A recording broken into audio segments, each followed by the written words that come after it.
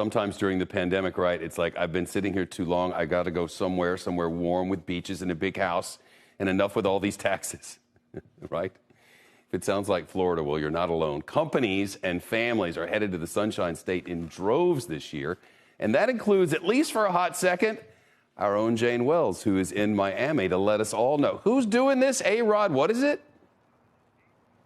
Oh, you just, look, first of all, hot second, emphasis on hot right now, because it's just beautiful down here right now. Now, what started as a trickle of businesses coming to South Florida during the pandemic has really accelerated as investors with money and vision believe if they build it, the talent will come. So right here, we are starting construction on 90,000 square feet of retail. Nitin Motwani has been a voice crying in the South Florida wilderness. As we toured a $4 billion development he's managing in downtown Miami, this former Wall Streeter from Goldman Sachs explains he tried for years to talk his friends into relocating to South Florida.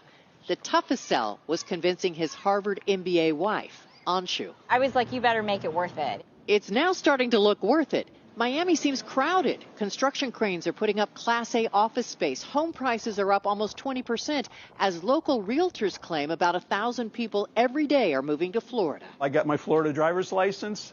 We got Florida plates on the vehicles. Scott Apsher runs Ship Pixie, a tech startup which just moved from California and landed oceanfront office space for 25% less, plus no state income taxes.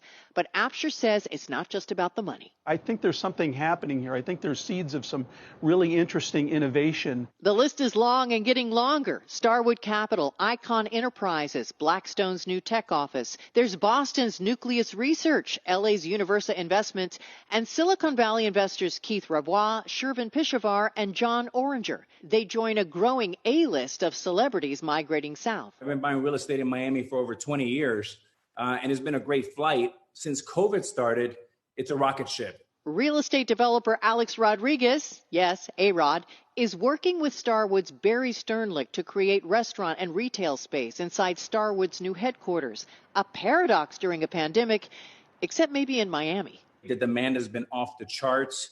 I email Barry a new offer every other week, it seems like, and we're excited about it. And Nitin Motwani is starting to feel vindicated. There's a phrase, death by 1,000 cuts, and this is success by 1,000 cuts. This has been the longest overnight success story that you can imagine.